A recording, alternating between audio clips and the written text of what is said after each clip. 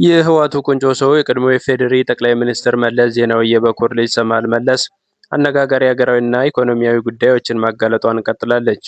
በእርሷ አገላለጽ የአመራር ብቃት የሌላቸው ስለምትላቸው የቀድሞ ጠቅላይ ሚኒስትር አቶ ኃይለማርያም ደሳለኝ የህወሓትና የትግራይ ህዝብ አሉታዊ ምልከታም እውነታውን አውጥታለች።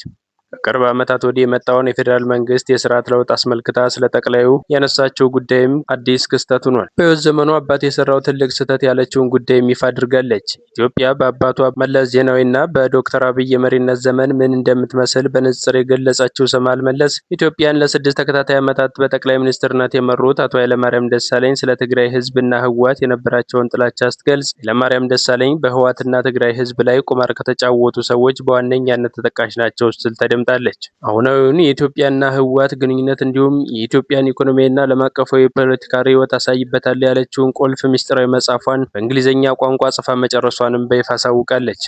ሰማል መለስ ስለ 4 ኪሎ ቤተ መንግስትና አብይ አህመድ አስተዳደር እንዲሁም በአቶ መለስ ዜናዊ ሲመሩት ስለነበረው ህወሓት ምስጢራዊ ጉዳዮችንም ተናግራለች። ታላላቅ ሀገራዊና ዓለም አቀፋዊ ትንታኔዎችን ለመከታተል ቻናላችን ሰብስክራይብ፣ ላይክ እና ሼር እንድታደርጉ እየጋበዝን ወደ ዝርዝር ጉዳያችን እንገባለን። ኢትዮጵያ አሁን ላለችበት ውድቀት የእርስ በርስ ጦርነትና እልቂት ከአባቴ ሞት በኋላ የመጡ መሪዎች ተጠያቂ ናቸው ያለችው ሰማል በጠቅላይ ሚኒስትር መለስ ዜናዊ በ10 ዓመት ተከፋፍለው የተቀመጡ የልማትና የእድገት ምጥኖች ከመለስ ሞት በኋላ የሚያስቀጥላቸውን እኛ ሰው አላገኙም ስትል ትደመጣለች። ብዙዎች ለክብራቸውና ለስልጣን ሲሉ ሀገሪቱ አደጋ ላይ ጥለዋታል።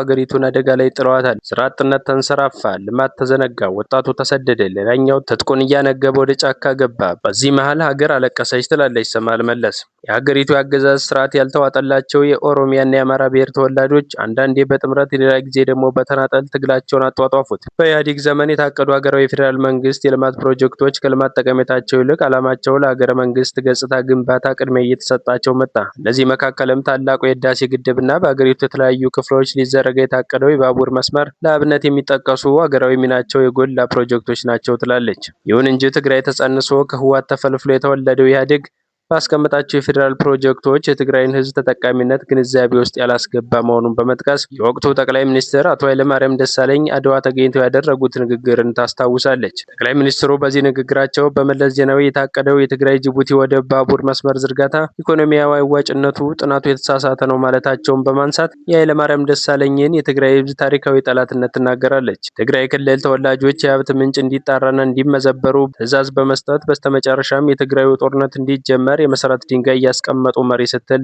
ትገልጻቸዋለች። ኢህአዴግ ያስቀመጣቸውን የልማትና የእድገት እቅዶች ማስቀጠል ያልቻለ በመጨረሻም ለድርጅቱ መውደቅ ምክንያት የሆነ የአመራር ብሎም አስተዳደራዊ ብቃት የሌለው በማለት ቅራኔዋን ታሰማለች። ለኢህአዴግ መውደቅ ምክንያቱ የአባቷ ሞት መሆኑን በጽኑ የምታምነው ሰማል መለስ ለሀገሪቱ ያስቀመጣቸው የልማት አቅጣጫዎችና መርሆችን ማስቀጠል ቢቻል ኖሮ የአባቴ ሞት የኔና የቅርብ ሰዎቹ ሀዘን ብቻ ከመሆን ባለፈ ሌላ የሚጎዳ አካል አይኖርም ነበር ትላለች። አባቴ ኢትዮጵያ አሁን ባላለችበት ጦርነትና ኋላቀርነት ተጠያቂ የሚሆንበት አንድ የህይወት ዘመኑ ስህተት ስልጣን ላይ ያለው አቋም ነበር የምትለው ሰማል ምናልባትም ስልጣኑን ለቆ ለሌሎች እድል በመስጠት ስህተታቸውን በመከታተል ቢያግዝ ኢትዮጵያ ተጠቃሚ ትሆን ነበር የሚል እምነት እንዳላት ትናገራለች። መለስ ምንም እንኳን ለሀገር ያለው አስተዋጽኦ ትልቅ ቢሆንም ብዙ ዋጋ የከፈለለትን ህወሓትን ሀገሪቱ ላይ ያለውን ስልጣን በመተው ራሱን መጠበቅ እንደነበረበት የገባኝ አሁን ነው ስትል ትደመጣለች። የመለስ ዜናዊ ቀኝ እጅና ከኢህአዴግ ከፍተኛ አመራሮች በተለይ የመለስን ራዕይ ጠንቅቆ የሚያውቅና ለተግባራዊነቱም ሌት ተቀን የሚታትር ስትል የምትገልጸው ቁ ፖለቲከኛ በረከት ስምኦን ናቸው። ሰማል መለስ የኢትዮጵያን ኢኮኖሚ ለማሳደግ የወጠነውን ግብርና መር ኢንዱስትሪ ከግብ ለማድረስ ደከመኝ ሰለቸኝ ሳይል ሲታትር የነበረው በረከት በአሁኖቹ ካቢኔዎች እንደተንኮላሸ ታዝቤያለሁ ትላለች። ኢትዮጵያ በመለስ ጊዜ እድገት ጎዳና ላይ እንደነበረችም አምናለሁ ትላለች። በተቃራኒው ዛሬ ላይ ኢትዮጵያ ከስኬት ማማ እየወረደች እንደ ጎረቤት ሀገር ሱዳንና ሶማሌ በጦርነት እየተናጠች ነው። የወደፊት እጣ ፈንታዋም ያስፈራኛል ትላለች። በመንበረ ስልጣናቸው ድርድር የማያውቁት ጠቅላይ ሚኒስትር መለስ ዜናዊ አጥብቀው ሲቃወሙት የነበረውን የነጮች ኢኮኖሚያዊ ጣልቃ ገብነት የአብይ አስተዳደር ቀይ መስመር ሳያልፍ አልቀረም ስትል የኢትዮጵያን ኢኮኖሚያዊ ጉዞ በሚገልጽ ንግግሯ ተተቻለች። አባቴ በህይወቱ ሲቃወሙ የነበረው የነጮች ጣልቃ ገብነት በኢትዮጵያ ታላላቅ ኩባንያዎች ድርሻ መግዛታቸውና በሀገሪቱ ንግድ እንዲሳተፉ መፍቀዱን ጠቁማ ከዚህ አልፎ የህዳሴ ግድቡን ላለመሸጥ ዋስትናው ምንድነው ስትል ስጋቷን ታስረዳለች።